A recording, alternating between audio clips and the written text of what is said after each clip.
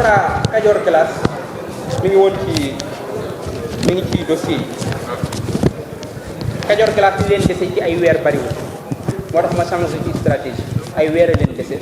c'est un contrat moo gën a moins compliqué ci contrat yëpp en plus soo xoolee amuñu problème mu fay li ñu waraloon ville contrat yi nañ ko négocier moo baaxul mais ils sont assez réguliers ci wàllu fay comme li ñu desee ci ay weer bariwul j'ai changé de stratégie ak ñoom mais wax naa Kajoor Glace ñëw nañ fa les yeux dans les yeux Kajoor Glace wax naa leen da ngeen di jóg fi ñu nekk wax naa leen ko dem nañ di leen wax ni la dafa am ku nekk ci sama gannaaw conseil municipal bi oui dafa am adjoint au maire boo xamante ni moom adjoint au maire boobu xam na ni dañuy wax rek man kenn mënul nekk sama ginnaaw parce que kenn financé wul sama campagne électorale sama baat ci kaw. Aucun homme d'affaires dans ce pays n'a financé ma campagne électorale aucun. Je suis libre. gis nga dëkk neutre amul neutre waxu naa fekk la amul far foog mu am ñaar na nga am far ak askan wi far ak sa askan ak sa intérêt askan wala nga far ak intérêt de groupe am na ci ñoo xamante ni dañuy far ak intérêt de groupe am nañ ci droit mais man le bureau municipal le conseil municipal dañuy far ak Thiès ak intérêt waa Thiès ñi xeex ngir Thiès duñ ko tax waaye loolu am na lu ko gën a garaaw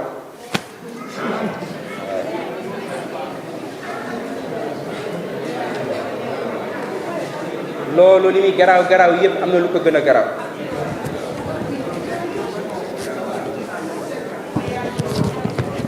li ko gën a garaaw xam ngeen lan la ndax jàpp naa ni lu nit bëgg alal war fee mën a bàyyi cimetière yi nag ndax ñun ñëpp fa lañ jëm waaw lu nit bëgg xaalis war fee mën a bàyyi cimetière yi même booy jël alalu waa Thiès ñiy dund waaye ñi dee nga mën leen a muñal sax mairie Thiès defar benn marché cimetière cité Balabé 2 benn mur boo xam dañ ko war a tabax mur bi benn côté bi mairie Thiès Est moo ko war a tabax li ci des ñu war ko yeggale mairie ville moo ko war a tabax ñi lancé benn marché boobu mi ngi toll ci 19 millions gars yi moom ñu bëgg chiffre 19 la des scandale yi moom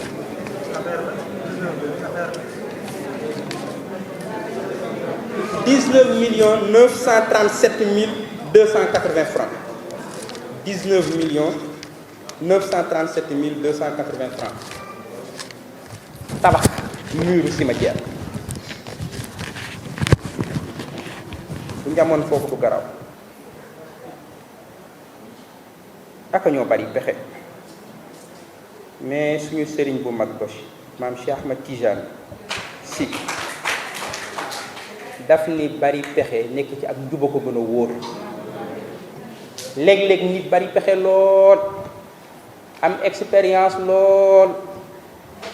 ñu koy defal ay certificat muy dem ci àdduna bu fu ne bari pexe waaye gis nga pexe yooyu musiba la bu nekkul ci ak njub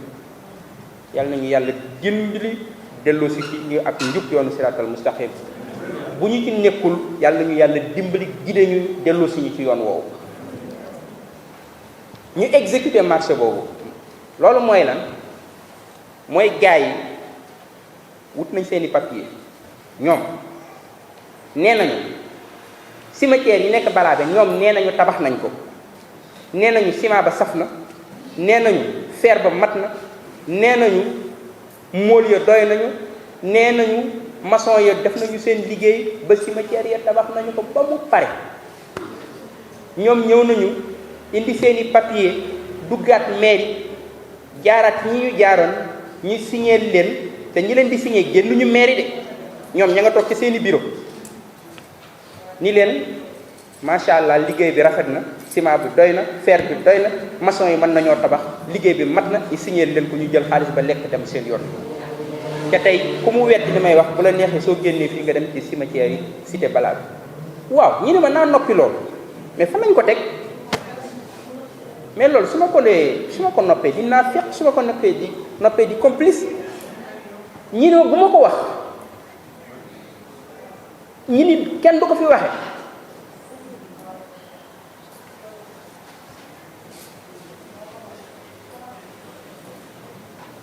je leur ai dit benn compromis laa ci mën mooy xaalis bi ñu jël muy 19 937 280 francs qu'il rembourse jusqu'au dernier centime. C'est le seul compromis. Huissier dem na fa constaté ko. Tous les dossiers sont avec nous.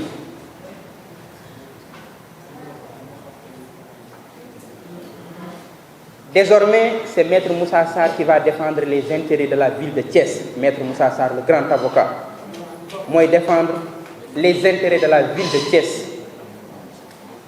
Maître Moussa Sarr.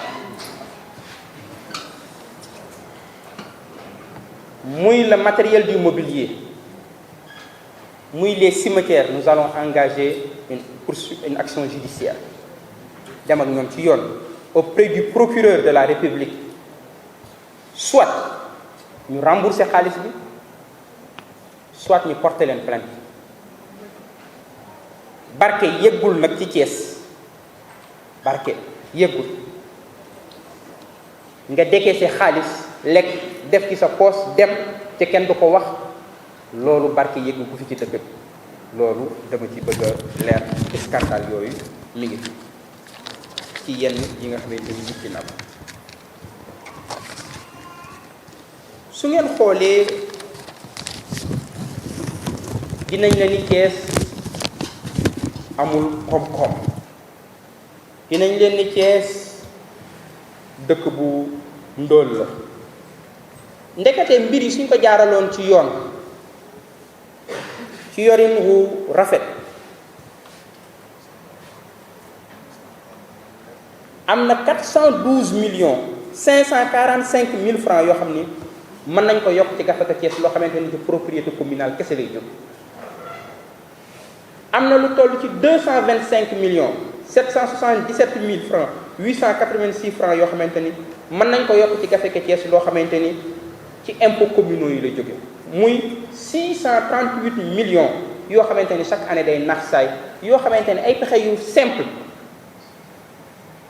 Thiès mën na ko récupérer dugalaat ko ci dëkk loolu su ngeen xoolee fi dëkk bi toll ci ay jafe-jafe ci budget bu néew doole ci dëkk bu lëndëm ci dëkk bu amul sécurité ci dëkk bu tilimoon ci yu bari yoo xam mairie dafa waroon a taxaw ci Thiès waaye gi suñu mairie li muy jafe-jafe ñun nag dafa nekk un défi mooy dañu ñu fal ngir ñu taxaw ci défi yooyu kon Thiès amul problème économique du problème bi am Thiès c'est un problème de gouvernance waaw nan la ñuy yore yorin wu set yorin wu sell yorin woo xamante ni li fi nekk ku si néew ci alal ñi def ko comme war a nekk koo fi indi rek muy borom xam-xam muy universitaire nga dox ak moom ci dëkk bi nga wax ko mu indi bu duggee gis li nekk ci dëkk bi ci potentiel dañuy Thiès yéen waru leen a jooy mais bu leen mere kenn mere leen seen bopp soxla wu leen kenn pour demal seen bopp parce que le potentiel est énorme mais le problème que nous avons muy problème mu gouvernance problème mu yorin loolu moo tax mairie bi fas yéene ci taxaw bu baax a baax loolu am na ay jéego yu ñu ci def parce que dem naa fi mission université bu Thiès pour ñu jàppale ñu ngir nga taxaw dem naa trésor dem naa impôt et domaine waxtaan ak ñoom ñëpp conscient nañu le potentiel est énorme au niveau de Thiès loolu moo tax samedi bii ñu jëm ak dimanche muy 21 ak 22 dinañ def atelier bu mag jagleel ko ci mobilisation des ressources financières fii ci Thiès woo ci ay boroomi xam-xam woo ci doomi Thiès woo ci service impôt service état bi parce que il faut dëkk bi dundaat pour mu dundaat foofu dëkk bi am alal comme alal Thiès bi ñuy pasaree ñu xool nan lañ ko mën a ñoŋale waaye nan lañ alal ji nga xamante ni aussi day nax saay nan lañ ko mën a récupérer ak yeneeni alal ba dëkk bi comme dugg fi pour que projet yi ñu am ci boppam ñu mën ko réaliser loolu samedi bi ak dimanche atelier boobu dinañ ko def fii ci Thiès. jafe-jafe yooyu ci dëkk bi ci wàllu budget bi ma fekk ko fi moo tax bi ñu ma falee maire de la ville de Thiès bi ma ñëwee ñu ni maire institution la maire de Thiès institution la premier magistrat de la ville conseil municipal bi nii man dama war a am véhicule de fonction ndax ni may gisee ni awma véhicule de fonction ndax tekkuma ko foofu may leeral ni ligne carburant dinaa ñëwaat ci loolu ligne carburant ci 10 derniers mois yi utilisé nañ 70 millions de carburant à Thiès ci li ma toll ñetti photo yoo xam ne ñoo nekk ci ville 70 millions de carburant xanaa Thiès moom ñun ñoo doon jox service état bi yëpp carburant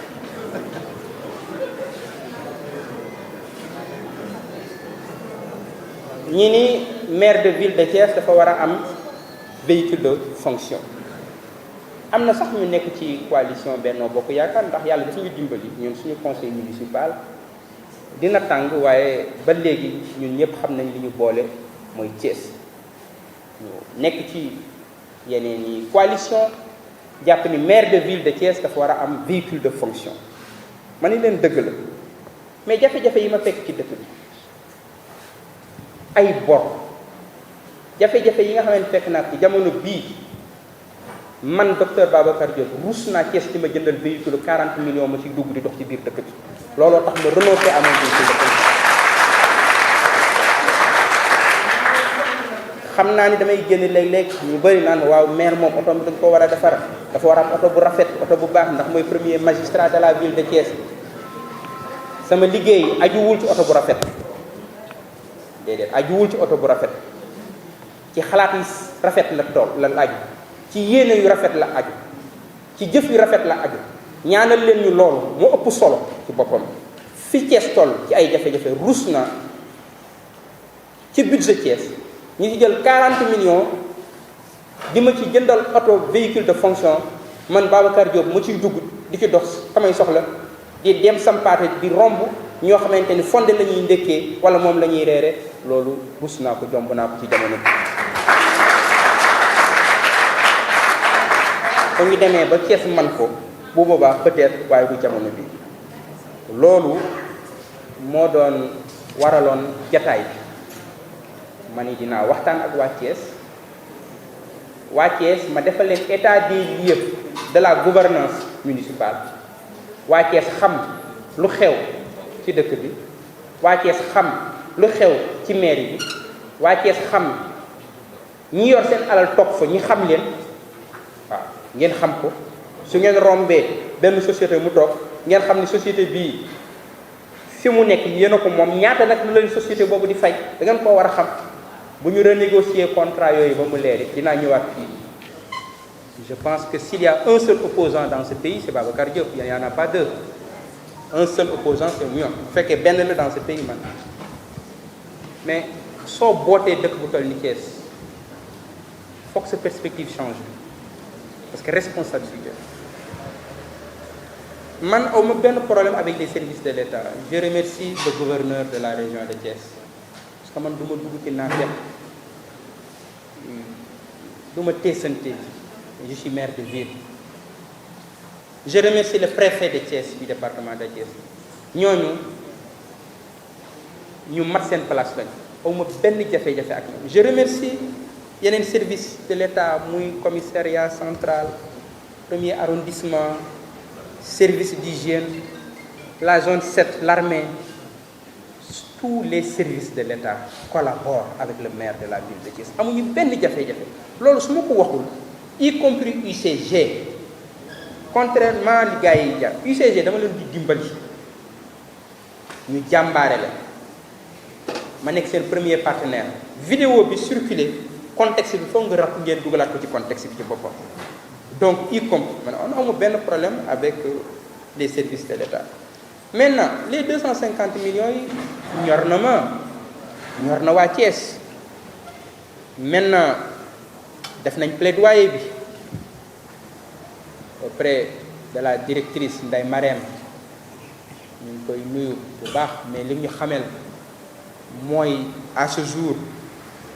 on risque de à 99% de chance que ñu perdre le fonds PACASEN. J'ai écrit au ministre aussi des collectivités territoriales. Su jàllee bind président de la République dinaa bind le président de la République pour Thiès mën a gagner. Comme processus la bind nañ direction waa ARD ñu ngi ciy encadré ñu ngi ciy jàppale docteur Omar Faye mi ngi ciy jàppale bu baax a baax. Plaidoyer bi ñu ngi koy def démb bind naa au ministre. Osons espérer que dina am solution bu solution amul j'écrirai au président de la République moom nag bu boobaa mooy apprécier fournisseur boobu bi mu xamee ni caaxaanuñu xam nga lu mu dem mu yóbbu ay maçon ci cimetière yi ñiy profité di jiima tabax dans des conditions yu garaaw a garaaw amul benn sécurité parce que xam na ni ci yoon la ñu jëm xam na ni il a un pas en prison. Ce matin lañ fa yónnee équipe wax ko na arrêté tabax parce que moom am na PV ni tabax na ba pare